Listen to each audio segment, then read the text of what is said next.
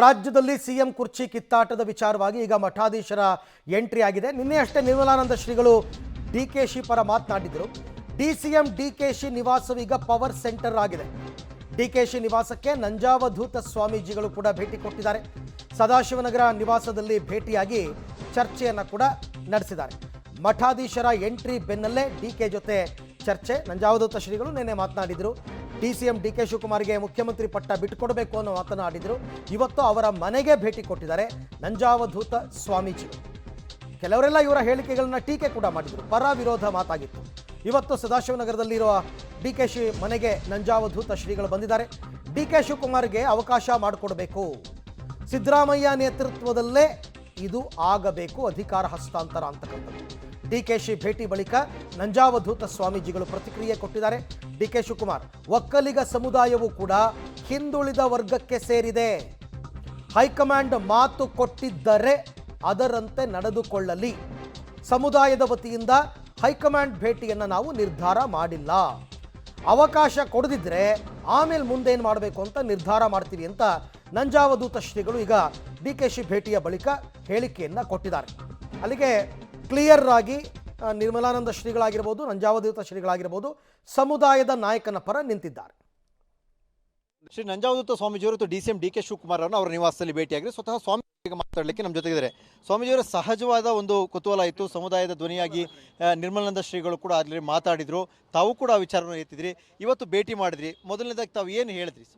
ಏನಿಲ್ಲ, ಅವ್ರ ಆರೋಗ್ಯ ವಿಚಾರಿಸ್ಲಿಕ್ಕೆ ಬಂದೆ. ನಾನು ಭಾಳ ಡಲ್ಲಾಗಿ ಕಾಣ್ತಾ ಇದ್ರು, ಏನೋ ಭಾಳ ಯೋಚನೆಯಲ್ಲಿ ಇದ್ದಂಗೆ ಕಾಣ್ತಾ ಇದ್ರು. ಅದರಿಂದ ಅವ್ರ ಆರೋಗ್ಯ ಹೇಗಿದೆ ಹಾಗೆ ಅಂತ ಕೇಳಲಿಕ್ಕೆ ಬಂದೆ.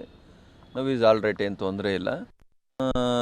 ಈಗ ಮುಂದಿನ ದಿನಗಳಲ್ಲಿ ಅವರ ಪಕ್ಷದ ಹೈಕಮಾಂಡ್ ಏನು ಮಾತು ಕೊಟ್ಟಿದೆ ಅದನ್ನು ಉಳಿಸ್ಕೊಳ್ಳಿ ಅಂತ ನಾನು ಅಲ್ಲಿ ಹೇಳಿದ್ದನ್ನು ಈಗ ನೀವು ಕೇಳಿರಬೇಕು ಅಂತೇಳಿ ಕಾಣ್ತದೆ. ಈ ಪಕ್ಷ ಕೆಂಗಲ್ ಹನುಮಂತಯ್ಯನವ್ರನ್ನ, ನಮ್ಮ ಸಮುದಾಯದ ನಾಯಕರು ಕೆಂಗಲ್ ಹನುಮಂತಯ್ಯನವ್ರನ್ನ ಯಾವ ರೀತಿ ನಡೆಸ್ಕೊಳ್ತು, ಬೇಡ ಅಂತ ಹೇಳಿದ್ರು ಕರ್ಕೊಂಡೋಗಿ ಪ್ರಧಾನಿ ಮಾಡಿ ಮಾನ್ಯ ದೇವೇಗೌಡರನ್ನ ಯಾವ ರೀತಿ ನಡೆಸ್ಕೊಳ್ತು.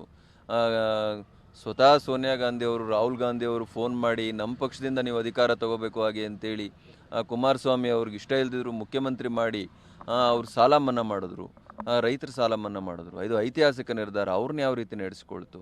ಮತ್ತು ಅದೇ ಥರದ ಬಲಿಪಶು ಇನ್ನೊಬ್ಬ ನಮ್ಮ ಸಮುದಾಯದ ನಾಯಕ ಶಿವಕುಮಾರ್ ಆಗೋದು ಬೇಡ. 2.5 ವರ್ಷ ಆದಂಥ ಹಿನ್ನೆಲೆಯಲ್ಲಿ ಅಧಿಕಾರದ ಹಸ್ತಾಂತರ ಆಗಬೇಕು ಅನ್ನುವ ಬೇಡಿಕೆ ಏನಿದೆ ಅಥವಾ ಹಿಂದೆ ಆಗಿತ್ತು ಅಲ್ಲಿ ಅಗ್ರಿಮೆಂಟ್ ಅನ್ನೋದೇನಿದೆ ಆ ಪ್ರಕಾರ ಬಿಟ್ಟುಕೊಡಬೇಕು ಅನ್ನೋದು ತಮ್ಮ ಒತ್ತಾಯ.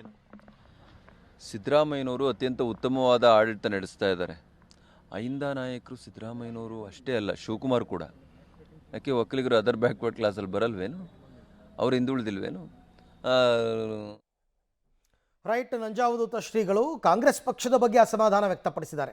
ಅಂದರೆ ಒಕ್ಕಲಿಗ ನಾಯಕರನ್ನ ಕಾಂಗ್ರೆಸ್ ಪಕ್ಷ ಈ ಹಿಂದೆ ಯಾವ ರೀತಿ ನಡೆಸ್ಕೊಂಡಿದೆ ಆ ವಿಚಾರದಲ್ಲಿ ಆ ಥರ ಡಿ ಕೆ ಶಿವಕುಮಾರ್ಗೆ ಆಗಬಾರ್ದು ಅನ್ನೋ ರೀತಿಯಲ್ಲಿ, ಅವ್ರಿಗೆ ಅನ್ಯಾಯ ಮಾಡಬಾರ್ದು ಕಾಂಗ್ರೆಸ್ ಪಕ್ಷ ಅನ್ನೋ ರೀತಿಯಲ್ಲಿ ನಂಜಾವಧೂತ ಶ್ರೀಗಳು ಆಡಿರ್ತಕ್ಕಂಥ ಮಾತು. ಇವತ್ತು ಡಿ ಕೆ ಶಿವಕುಮಾರ್ ಅವರ ಆರೋಗ್ಯ ವಿಚಾರಿಸುವ ನೆಪದಲ್ಲಿ ಅವರನ್ನ ಭೇಟಿಯಾಗಿದ್ದಾರೆ ನಂಜಾವಧೂತ ಶ್ರೀಗಳು. ಜೊತೆಗೆ ರಾಜಕೀಯದ ಬಗ್ಗೆನೂ ಕೂಡ ಮಾತನಾಡಿದ್ದಾರೆ. ಈ ಹಿಂದೆ ದೇವೇಗೌಡರಿಗೆ, ಕುಮಾರಸ್ವಾಮಿಗೆ, ಕೆಂಗಲ್ ಹನುಮಂತಯ್ಯನವರಿಗೆ ಕಾಂಗ್ರೆಸ್ ಪಕ್ಷ ಅನ್ಯಾಯ ಮಾಡಿದೆ.